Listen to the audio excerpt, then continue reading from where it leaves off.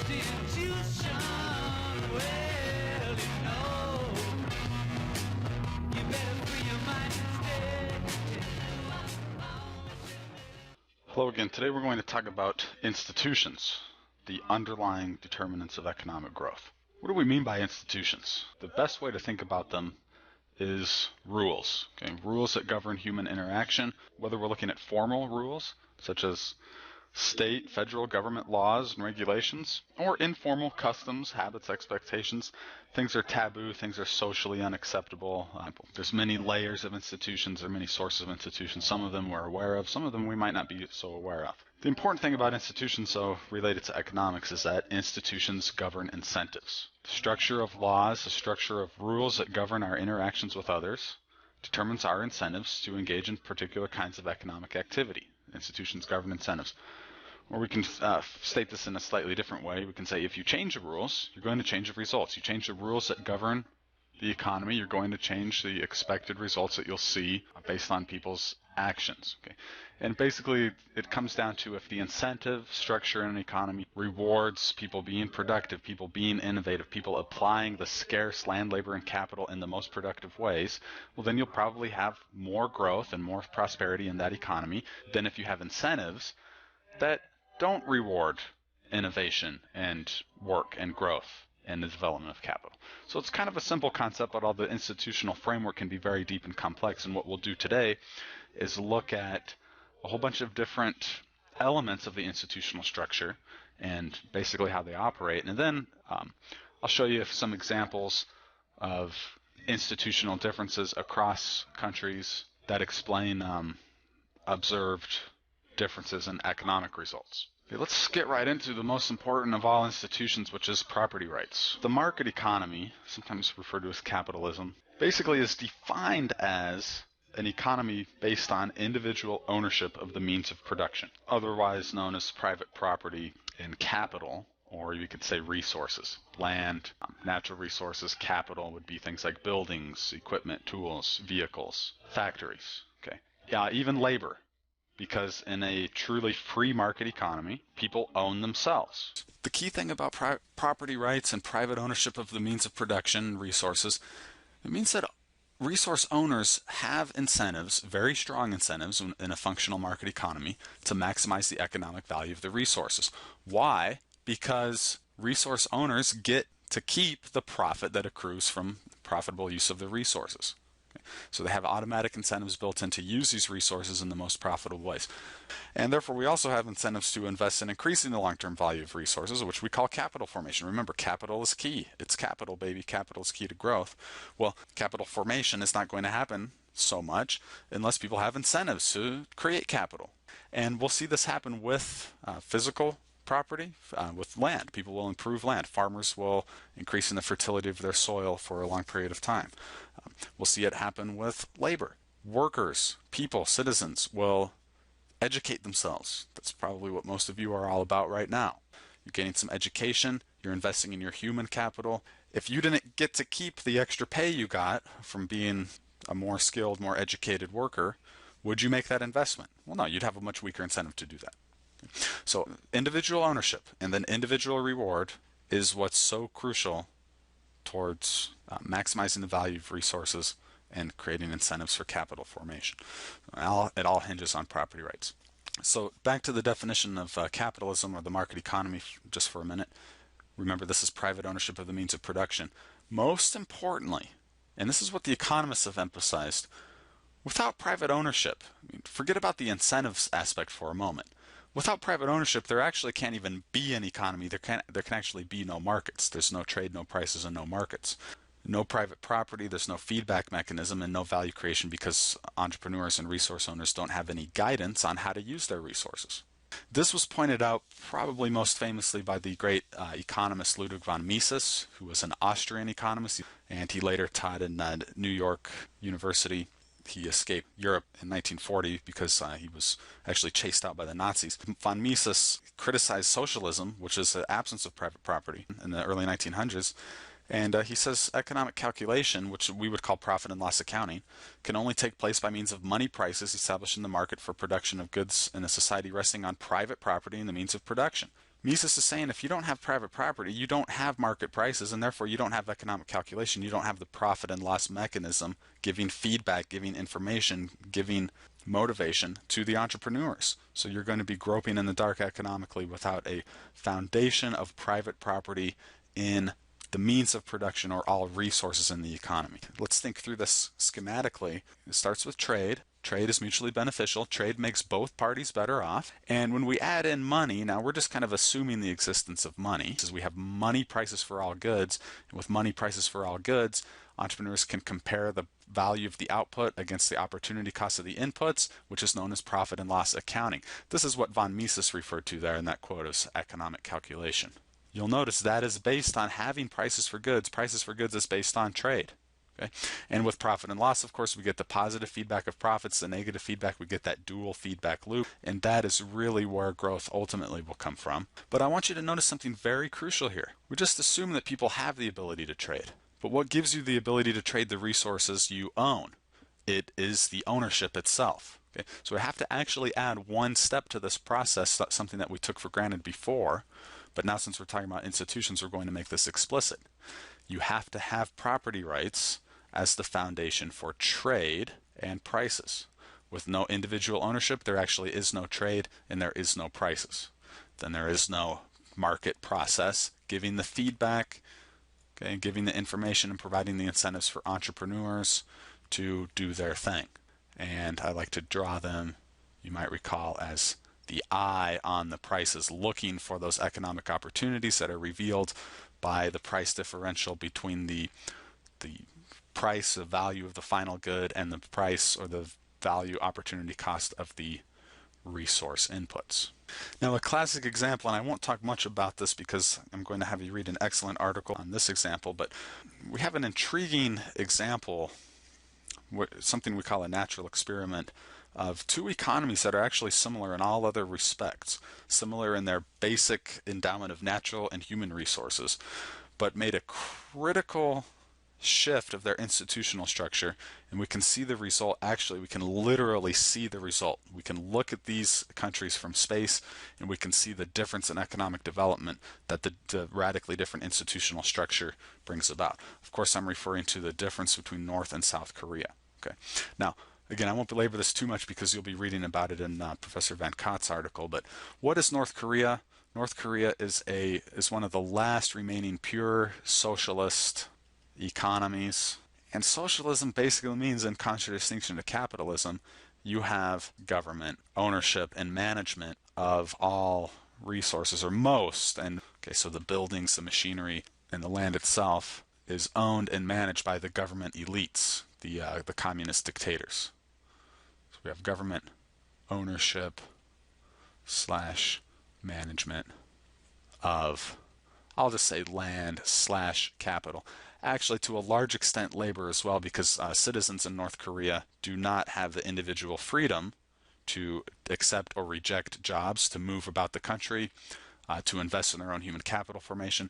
Okay, this is what it means to not have a free country. The human freedom is an important thing, but the ownership, the lack of private individual ownership of land and capital is also critical. Okay? So you have collective ownership and management of land, labor, and capital. What's it called when you don't own your own labor? Somebody else owns it and somebody else can tell you what to do even if you don't want to? That's right, it's called slavery. Therefore, well, even if you attributed the noblest of intentions to the communist dictators, and if you know anything about the North Korean regime, that's not true at all. They're just some petty, greedy, just tyrants. But even if they did actually mean well for their people, without private ownership, you have no prices, you have no markets. Okay? You have no feedback for people who own these resources to tell them what is the best use of your resource right now. Okay? What crop should you be growing on your farmland?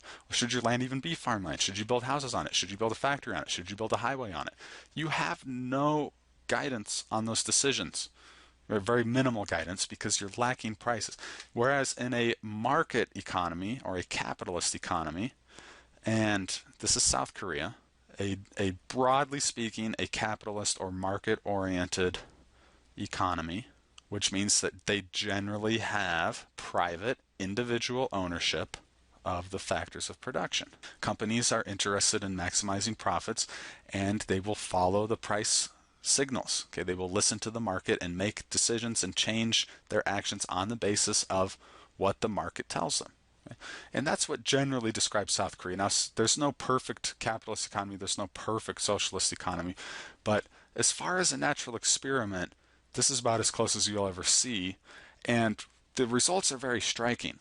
South Korea has a real GDP somewhere north of $30,000 per person. South Korea is a vibrant and bustling place. They rank highly on all the development indicators, life expectancy, infant mortality, and the standard of living there isn't much different from the United States. Yeah, the U.S. has a 50,000 per capita, real per capita GDP. South Korea is 30,000. That's on the same order of magnitude. And if you go to South Korea, you'll see the Seoul. Look at and you can just tell here by looking at this map. Look at the lights. Okay, it's a vibrant city. Every city and all the little towns in the countryside, they're electrified. Okay, people have electricity. They own appliances. They have internet. They have TV. Okay.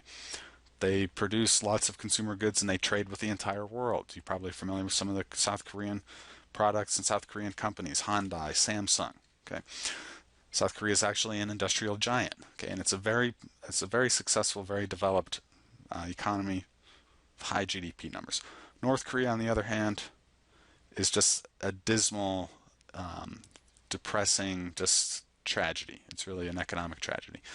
Real GDP is estimated here, and I think this might be a generous estimate, at $1,500 per capita, ranking them at the very bottom of the 190 or some odd countries in the world.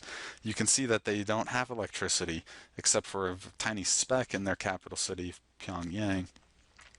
Even there, the electricity is very unreliable. Okay. People don't own their own houses. People don't have electricity. They don't have appliances. Oftentimes, they don't even have enough basic food. They have problems with malnutrition. North Korea ranks near the bottom of many of these human development indicators like life expectancy, okay, basic nutrition, okay, basic healthcare services. The communist government simply, even if it wanted to, presuming these communist dictators really mean well, and we know better than that because with David Hume we're assuming all men are knaves. But even if they did mean well, they have no means to provide much wealth because they just are stuck as far as the incentives go and the information to develop a productive supply mechanism. It's actually very sad and very disturbing the way things happen in North Korea. As I mentioned, the workers are slaves. They have no freedom. Starvation is common. Okay. These are all the symptoms that come with just basically shutting markets down completely. They completely shut down the functioning of the market and entrepreneurship, and not surprisingly, they have dismal economic results. Whereas South Korea, on the other hand, and does South Korea have problems with cronyism and monopoly privileges and things of that nature? Of course, all economies are going to have that. All economies are going to have political problems, but by and large, they have a private property, private ownership, market-based mechanism. They have a sound institutional framework, and their people live well, they have prosperity.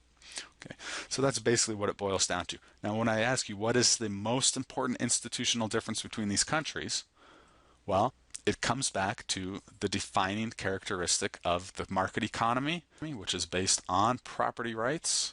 And when you have individual ownership of land, labor, and capital, you get everything else in sequence.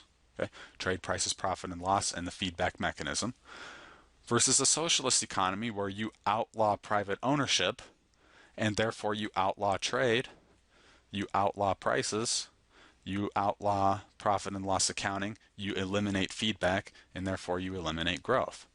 And the entrepreneurs can't function for two reasons. Here's the entrepreneurs with the eyes. Well, the prices aren't there, so the entrepreneurs are blind, for starters. Furthermore, entrepreneurs, business owners, well, they can't own business. They can't own land. They can't own buildings. They can't own vehicles. They can't own inventories. Okay? So entrepreneurship is outlawed as well in this kind of economy. Well, you have no entrepreneurs, you're hopeless. Okay? You have no prices. This is what the pure communist economy has done. This is what our old friend here, Ludwig von Mises, was talking about when he wrote his famous critique of socialism in 1920. And von Mises predicted that the communist nations of the world would not survive very long. Soviet Union, the biggest pure communist nation in the world, did limp along for several decades, actually. mostly because it had some natural resources it could sell to the rest of the world, so it could to some extent participate in international markets.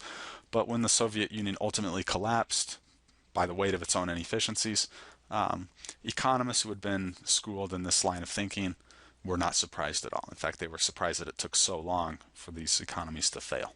Okay, so I'll wrap up the point on private property. You'll notice I'll talk more about property rights than anything else because it is the most important. It is the central institution. It is the key thing that you need to have. Private property is the foundation of a highly productive modern economy. Okay, so when we ask the further question of what institutions promote growth, we really want to think in terms of what institutions promote secure property rights for. And remember, it's not just for land. It's not just land ownership. It's land, labor, and capital. The freedom and the ability to buy and sell physical property, whether that's land, buildings, vehicles, office supplies, okay, capital equipment, tools, machinery, computers, or labor, okay, yourself.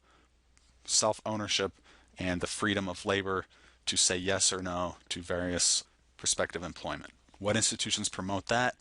Security and all kinds of property rights. Then if we have that, we'll have smoothly functioning markets. We'll have incentives in place for capital accumulation and technological innovation.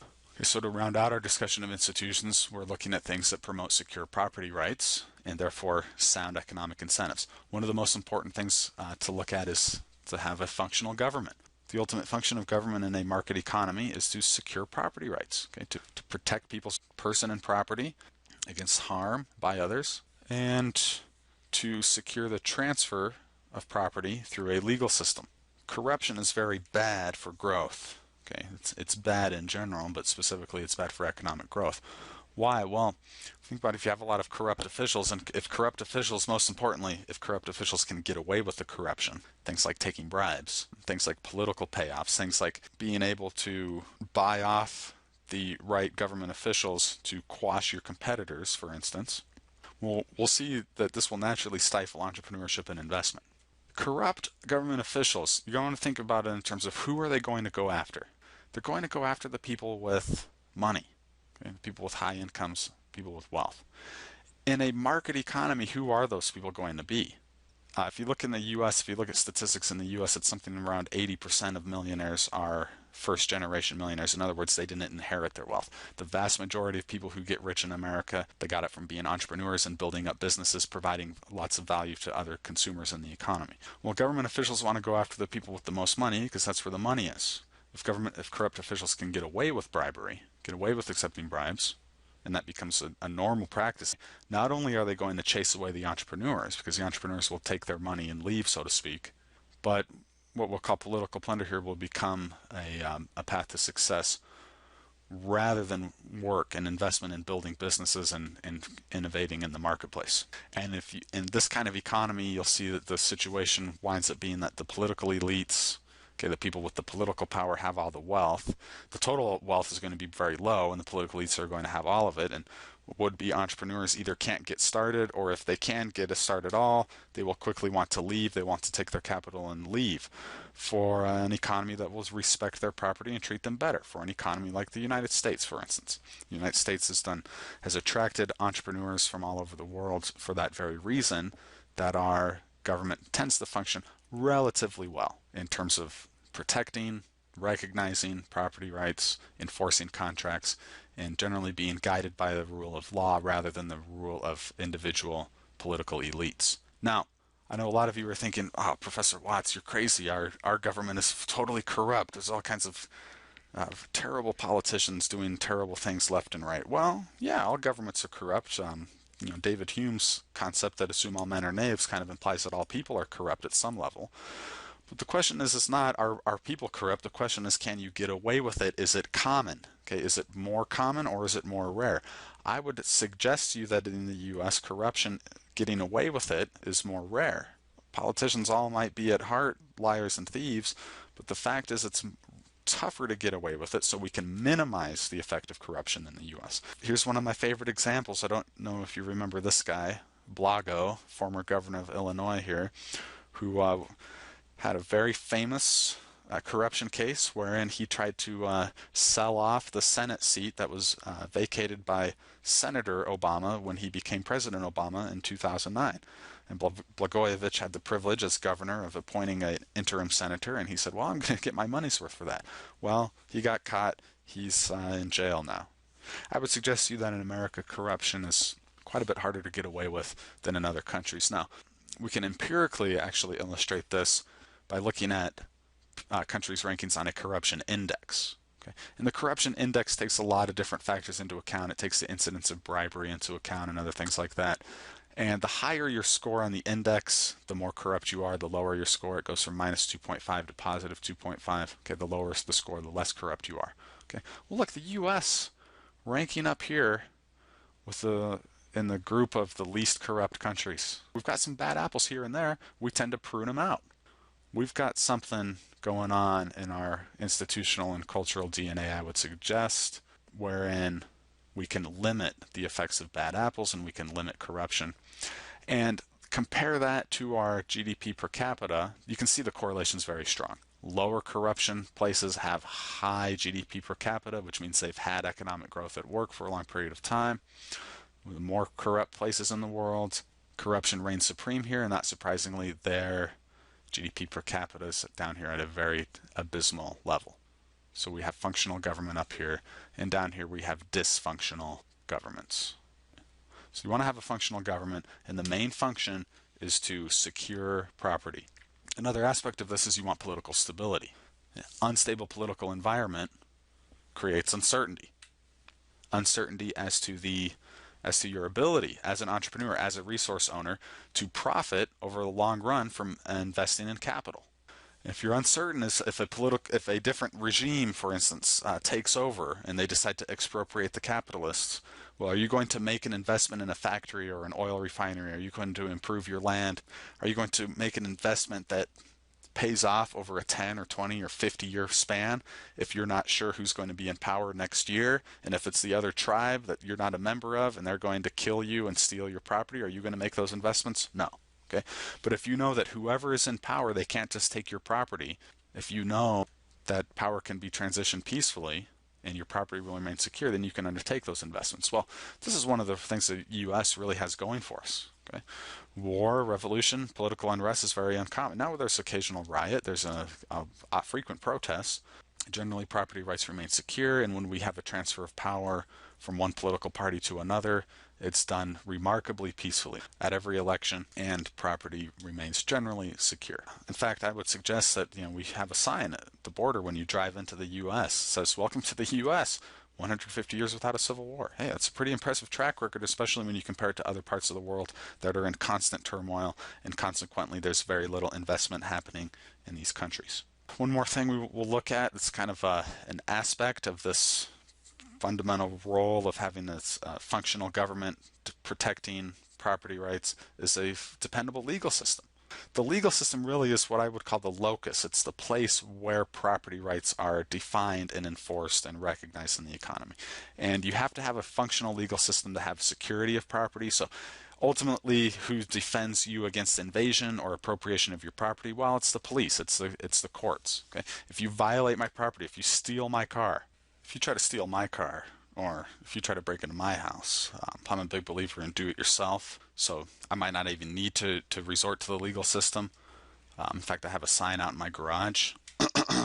So some of us are more kind of hands-on do-it-yourself. And that's actually legal in most states, including Texas, to use deadly force in the defense of your own property. Others of us, and ultimately, what's our ultimate line of defense?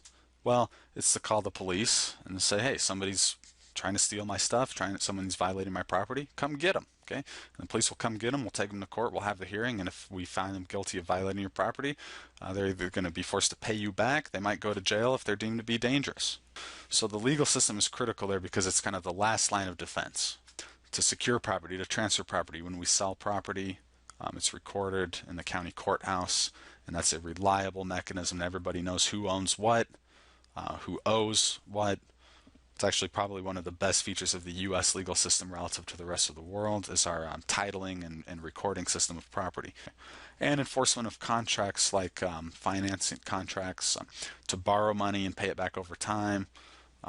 These all require complex legal arrangements and a functional court system, corporate arrangements, corporate finance arrangements that might necessitate bankruptcy proceedings. Well, you have to have a well-functioning legal system for people to buy into those kind of contracts. Labor contracts, well, these also depend on a well-functioning legal system to define the rights of workers, the rights of employers, to basically structure the setting where businesses can fairly easily and straightforwardly hire and fire workers. One of the most important resources is the labor resource. So in brief, you need a dependable, functional legal system to have a market economy. I wanted to share a little insight on the importance of a legal system from just one of the greats of modern literature.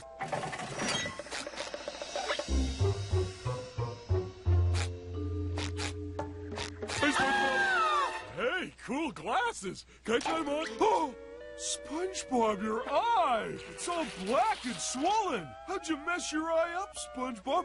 Did somebody hit you? Where is he? Yeah, we'll settle this like men. We'll sue him. Of course, Patrick doesn't realize it, but he's actually right. The civilized way to resolve disputes is through the legal system rather than through personal violence. Okay? Using personal violence and vigilante retribution and that kind of stuff, that's what not very well developed, kind of more primitive societies do, using the legal system and a clearly defined, agreed upon legal procedures.